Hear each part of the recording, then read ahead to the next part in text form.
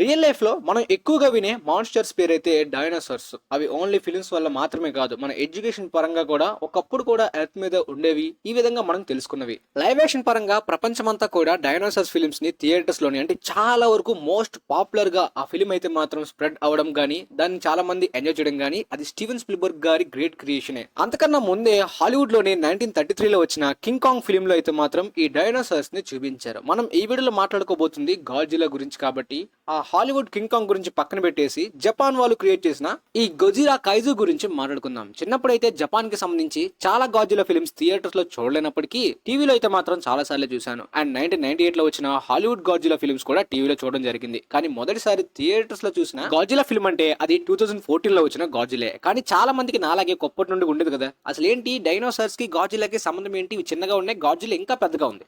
ఇప్పుడు కూడా మనకి స్కూల్స్ లోని డైనోసార్స్ గురించి చెప్పేవాళ్ళు గానీ ఇంత సైజు ఉండే గాడ్జిలా పేరు ఎప్పుడు కూడా వినలేదు, ఫిలిమ్స్ లో తప్ప. సో నిజంగా ఇవి ఒకప్పుడు ఉండేవా, మరి ఎందుకని ఎడ్యుకేషన్ లో లేవు, ఇలాంటి డౌట్స్ చాలా మందికి క్రియేట్ అయింది. అసలు నిజంగా ఈ గాడ్జిలా ఎలా క్రియేట్ అయింది, ఈ విషయం అనేది 2014 లో వచ్చిన ఆ గాడ్జిలా తర్వాత వెంటనే నెక్స్ట్ ఇయర్ 10th క్లాస్ లోనే దీని గురించి మొత్తం హిస్టరీ అంతా కూడా తెలుసుకోవడం జరిగింది అప్పట్లోనే. కాకపోతే ఇప్పుడు మన వీడియో ద్వారా చాలా మందికి షేర్ చేద్దాం అనుకుంటున్నాను, ఇంతవరకు ఎవరు షేర్ చేయలేదు. మొదటిసారి గాడ్జిలా ఫిల్మ్ అనేది 1954 లో వచ్చిన జపాన్ వాళ్ళదే. ఇప్పుడున్న గాడ్జిలాతో కంపేర్ చేసుకుంటే ఈ గాడ్జిలాకి ఫేస్ లో ఫ్యాట్ అంతా లేకుండా లీన్ గా ఫిట్ గా కనిపిస్తాడు. ఇప్పటిదాకా మొత్తంగా అమెరికన్ గాడ్జిలా ఫిల్మ్స్ వదిలేసి ఓన్లీ జపాన్ వాళ్ళు తీసిన దాని ప్రకారం అయితే 33 గాడ్జిలా ఫిల్మ్స్ వచ్చాయన్నమాట.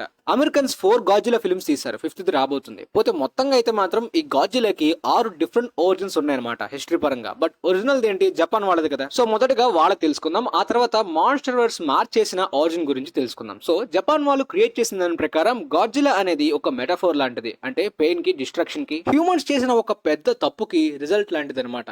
సో 1954 ఫిల్మ్ స్టోరీ ప్రకారం అయితే మాత్రం ఈ హెవీ రేడియేషన్ నుండి ఒక ఫైర్ బ్రీతింగ్ మాన్స్టర్ ఏ విధంగా క్రియేట్ అయిందంటే 1950s లోని 1945 లో జరిగిన న్యూక్లియర్ అటామిక్ బాంబ్ గురించి మనందరికీ తెలిసిందే. సో ఆ ఇంపాక్ట్ అనేది జపాన్ మీద ఎప్పటికీ కూడా మర్చిపోలేని విధంగా ఉంటుందన్నమాట. సో ఈ ఫిలిం స్టోరీ గానీ, ఆ ఫిలిం గానీ, ఆ ఇంపాక్ట్ అయితే అక్కడ వాళ్ళకి ఆ విధంగానే కనెక్ట్ అయింది. ఎందుకంటే ఆ అటామిక్ బాంబ్ ఈవెంట్స్ అయిన కొన్ని ఇయర్స్ తర్వాతనే ఈ మాన్స్టర్ అనేది ఆ బాంబ్స్ వల్లనే, ఆ హ్యూమన్ ఎక్స్పెరిమెంట్స్ వల్లనే క్రియేట్ అయింది అన్నట్టు ఈ ఫిల్మ్ స్టోరీ ద్వారా చూపించారు. గవర్నమెంట్ కొంతమంది సైంటిస్టులని అప్రోచ్ అయ్యి ఈ మాన్స్టర్ ని చంపేద్దామని కూడా ట్రై చేస్తారు. నిజానికి ఆ ఓల్డ్ జపానీస్ ఫిల్మ్ స్టార్టింగ్స్ లోని దీన్ని ఒక ఈవిల్ గా, బ్యాడ్ గానే చూపించారు. కానీ ఇయర్స్ మారుతున్న కొద్దీ దీన్ని పాజిటివ్ గా, హీరో విధంగా మార్చారు.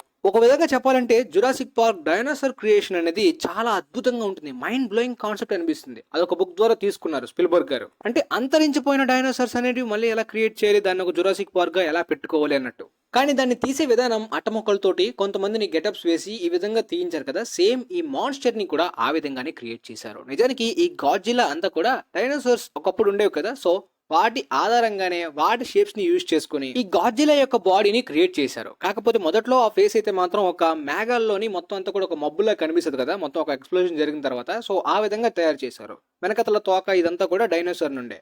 సో ఇప్పుడు దీన్ని ఫిల్మ్స్ లో ఏ విధంగా తీసారో తెలుసుకుందాం. ఒకప్పట్లోని ఇండియన్ సినిమా కాదు, ప్రపంచవ్యాప్తంగా కూడా విఎఫ్ఎక్స్ టెక్నాలజీ లేదు. అప్పట్లో వాళ్ళు యూనిక్ క్రియేషన్స్ తోటి ఈ విధంగా క్రియేట్ చేసి వీటిని యూజ్ చేసుకున్నారు. మేకప్స్ లాగా, గెటప్స్ లాగా, సూట్స్ లాగా. కేవలం జపానీస్ కి కాదు, హాలీవుడ్ లాంటి ఇండస్ట్రీకి కూడా అది తప్పదనమాట. సో ఒక 6.5 feet ఎంతో ఉండేలాంటి ఒక బ్యాంబూ టైప్ లోని ప్లాస్టిక్ సూట్ ని క్రియేట్ చేసుకున్నారు. అందులో ఒక హ్యూమన్ ఉంటాడు, కాకపోతే లోపల చాలా వేడిగా ఉంటుంది, ఎక్కువసేపు షూట్ చేస్తే ఆయన చాలా కష్టం అది. సో అలా మొదటిసారి 1954 ఫిల్మ్ లోని హరువో నకజిమా గారు అయితే ఈ గాడ్జిలా లోపల ప్రాణం పోసారు ఆ మాన్స్టర్ అని చెప్పుకోవచ్చు. ఎందుకంటే ఈయన ఆఫ్ స్క్రీన్ గాడ్జిలా లాగా లోపల నుండి దానికి ప్రాణం పోసాడు అన్నట్టు. సో తర్వాత చాలా ఫిల్మ్స్ అలా ఎవాల్వ్ అవుతున్న కొద్దీ చాలా మంది యాక్ట్ చేసినప్పటికీ మొదటిసారి ప్లే చేసిన ఈయనకి ఒక గుర్తింపు ఉంటుంది కదా.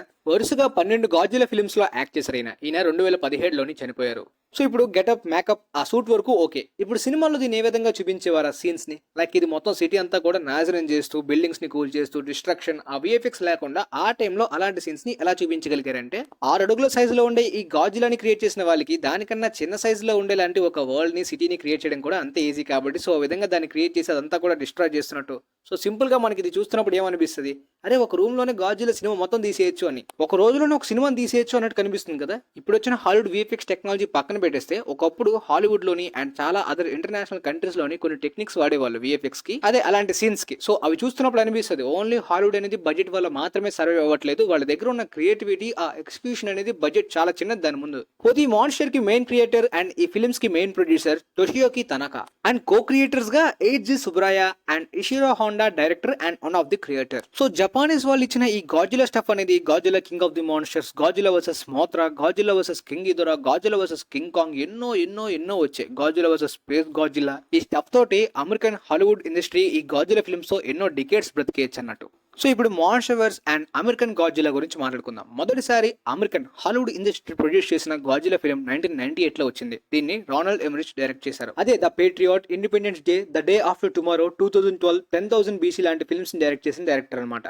ఈ సినిమాకి మొత్తం నెగిటివ్ రివ్యూస్ వచ్చాయి. జపాన్ ఐడియాని కంప్లీట్ గా నాశనం చేసిన హాలీవుడ్ అన్నట్టు అప్పుడు ఆర్టికల్స్ లో చాలా దారుణంగా స్ప్రెడ్ అయింది. అప్పట్లో చాలా హెవీ బడ్జెట్ తోటి 150 మిలియన్స్ వరకు తీశారు. అలోన్ గా నార్త్ అమెరికాలోనే 200 మిలియన్ వరకు target, break even target film, కానీ అచీవ్ చేయలేకపోయింది. వరల్డ్ వైడ్ గా 379 మిలియన్స్ కలెక్ట్ చేసింది. ఆ టైంలో చాలా ఎక్కువ అనమాట. కానీ నార్త్ అమెరికాలో కేవలం 136 మిలియన్స్ దగ్గర ఆగిపోయింది. సో చాలా వరకు పెద్ద లాస్ కాబట్టి నార్త్ అమెరికాలోని సీక్వెల్స్ ని ఆపేశారు. ఒరిజినల్ గాడ్జిలా ఫిల్మ్స్ కి ప్రొడ్యూసర్ అండ్ మెయిన్ క్రియేటర్ అయిన టోషియోకి తనకా గారు 1997 లోనే చనిపోయారు. సో ఈ ఫిల్మ్ రిలీజ్ ముందే చూడకుండానే చనిపోయారు. చూసుంటే ఇంకా బాధపడేవారు అని కూడా చాలా మంది అప్పట్లో మాట్లాడుకునే వాళ్ళు. ఈ ఫిల్మ్ యొక్క ఒరిజిన్ అయితే గాడ్జిలా అది డిఫరెంట్ గా ఉంటుంది. జపాన్ వాళ్ళకి అటామిక్ బాంబ్ గా ఆ స్టోరీ కనెక్ట్ అయింది. బట్ అమెరికన్స్ కి వేరేగా ఉండాలి కదా. 1968 లోని పోలినేషియాలోని జరిగిన న్యూక్లియర్ టెస్ట్ ద్వారా క్రియేట్ అయిన ఈ క్రియేచర్ అనేది చాలా ఇయర్స్ వరకు ఒక స్మాల్ క్రియేచర్ గా తనలో ఉన్న రేడియేషన్ అలా పెంచుకుంటూ సైజ్ పెంచుకుంటూ 30 ఇయర్స్ వరకు ఎవాల్వ్ అయ్యింది అన్నట్టు ఆ స్టోరీలో ఉంటుంది.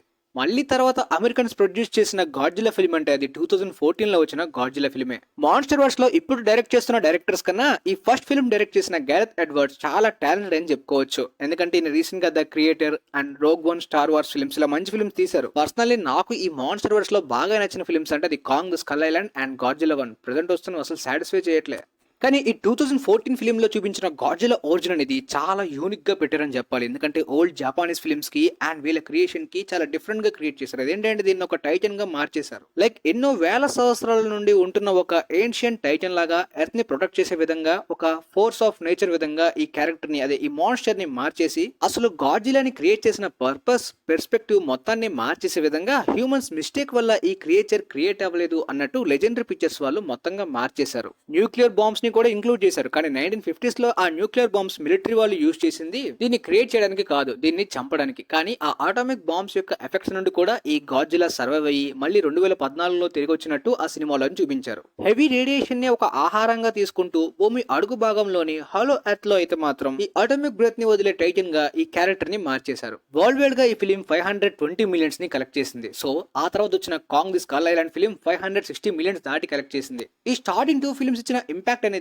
బాక్స్ ఆఫీస్ పరంగా అండ్ క్రిటికల్ గా బాగా ఉండడం ఆడియన్స్ కి ఈ మాన్స్టర్స్ మీద బాగా హైప్ జనరేట్ అయింది. తర్వాత వచ్చిన ఫిల్మ్స్ అలా డౌన్ అవుతున్నాయి. అందువల్లనే 500 మిలియన్ కి టచ్ చేయడం కూడా కష్టమైపోతుంది ఇప్పుడులో films. But Godzilla x Kong, the new empire film తో కరెక్ట్ గా కనెక్ట్ అయ్యే విధమైన కమర్షియల్ ఫిల్మ్ తీయాలి.